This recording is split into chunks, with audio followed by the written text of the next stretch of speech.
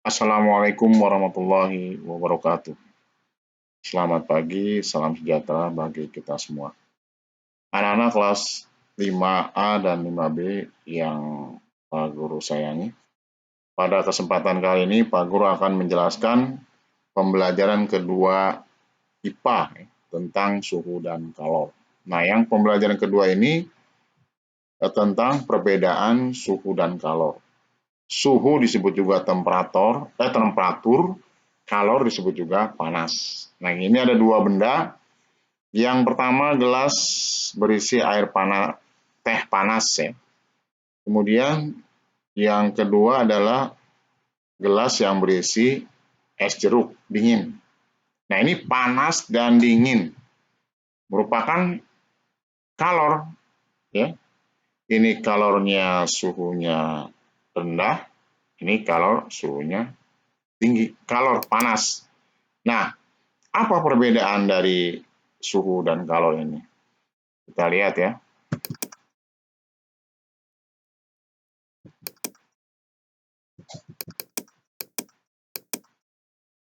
Nah, suhu atau temperatur adalah ukuran panas dan dinginnya suatu benda. Jadi benda tadi ya, yang gelas pertama dan gelas kedua, kalau diukur panasnya baik panas maupun dingin, nah itu namanya suhu atau temperatur. Nah, kalau panasnya atau kalornya itu sendiri adalah bentuk perpindahan energi akibat perubahan suhu. Contoh, memasak air di panci.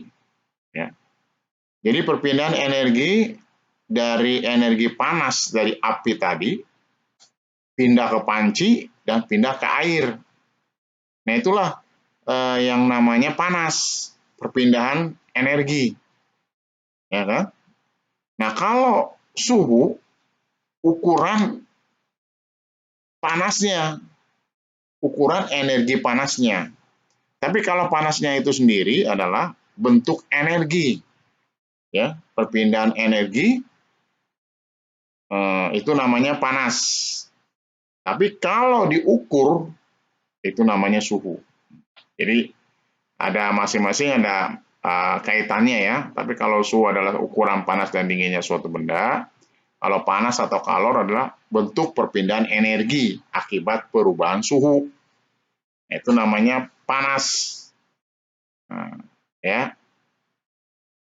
Nah, kemudian alat pengukur suhu namanya termometer. Kalau kamu ke rumah sakit atau ke dokter, maka kamu akan diukur suhu badannya. Nah, suhu badannya bukan panas badannya, suhu badannya. Yaitu apakah tinggi, apakah rendah. Tinggi berarti memiliki penyakit, rendah juga memiliki penyakit. Jadi rata-rata kesehatan suhu badan manusia adalah antara 36 sampai 37 derajat Celcius. Ya, itu alat pengukur suhu adalah termometer. Nah, satuan suhunya itu derajat Celcius yang tadi Pak Guru sebutkan. Nah, satuan Celcius ini adalah yang berlaku atau digunakan di Indonesia adalah Celcius. Yang lainnya tidak digunakan. Walaupun digunakan, tapi tidak umum. Nah, yang umum digunakan adalah satuan derajat Celcius. Jadi apa-apa diukurnya dengan Celcius. Ada juga satuan suhu yang lainnya Reaumur, Fahrenheit, dan Kelvin. Jadi ada 4 satuan suhu. Nah, kemudian termometer kenapa digunakan untuk mengukur suhu? Karena menggunakan prinsip pengaruh suhu terhadap perubahan volume zat cair. Tuh, karena di dalam termometer itu adalah isinya zat cair, yaitu berupa air raksa, ya. Karena kalau air raksa itu aturannya sudah bagus dia, ya. Tapi kalau air cepat dingin, cepat panas. Tapi kalau Air raksa itu ya memuainya pelan-pelan, menyusutnya juga pelan-pelan. Maka benda cair yang paling bagus untuk diisi di termometer adalah air raksa. Nah, volume zat cair akan memuai jika dipanaskan. Nah, ini prinsipnya. Kenapa isi termometer itu benda cair? Karena jika dipanaskan, dia akan memuai, bertambah, ya, bertambah panjang. Memuai itu bertambah panjang, bertambah besar. Nah, jadi kan naik.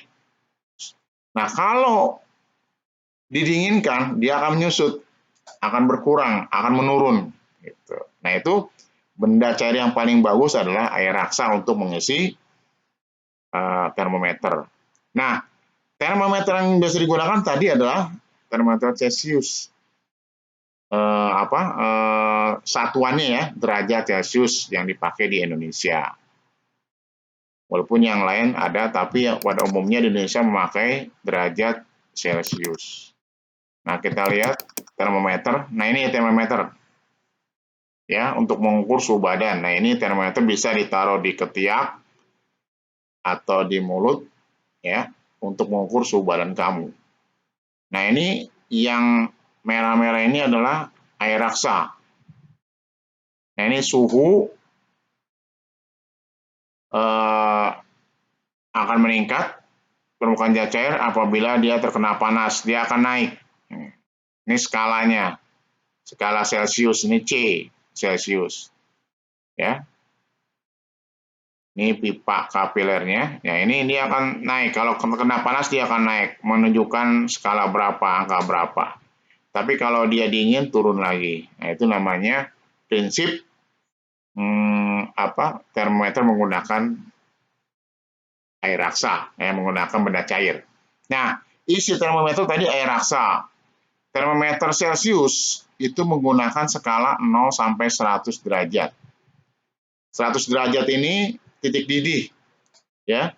Kalau kita masak ya paling tinggi 100, itu udah paling panas gitu. Kemudian 0 itu titik beku. Jadi es ya 0, nggak ada lagi di bawah 0. 0 itu udah beku. 100 mendidih, ya. Nah, kemudian termometer Reaumur menggunakan skala 0 sampai 80. Berarti titik didihnya 80 derajat, titik bekunya 0. Kemudian termometer Fahrenheit menggunakan skala 32, ini titik beku, kemudian titik didihnya 212. Termometer Kelvin, titik bekunya 273 dan titik didihnya 373. Nah, ini termometer yang menggunakan satuan-satuan sesuai dengan penemunya. Nah, kita lihat tokoh-tokoh yang menemukan tadi, ya. Nah, ini para ilmuwan yang telah berjasa membuat termometer, ya kan. Tahun 1592, seorang ilmuwan Italia namanya Galileo Galilei yang pertama kali membuat termometer. Pertama kali. Dia isinya bukan zat cair, tapi udara. Nah, ini belum sempurna, ya kan? Karena udara yang diisinya.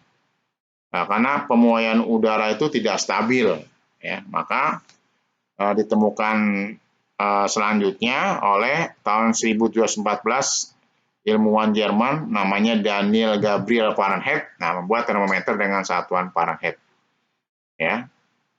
Kemudian tahun 1742 ilmuwan Swedia Anders Celsius membuat termometer dengan satuan Celsius. Jadi yang dipakai di Indonesia adalah yang ditemukan oleh Anders Celsius. Nah, yang lainnya Reaumur, kemudian satu lagi Kelvin, sebetulnya hanya skalanya saja yang berbeda, ya. Tidak sebetulnya kayak seperti Kelvin itu sama saja dengan Celsius. 273 dengan 373 dikurangi 273 100 sama aja. Hanya yang beda itu adalah Fahrenheit sama Reaumur, ya. Nah, kemudian tugas kamu ini tugas latihan, ya. Apa yang mas dengan suhu, temperatur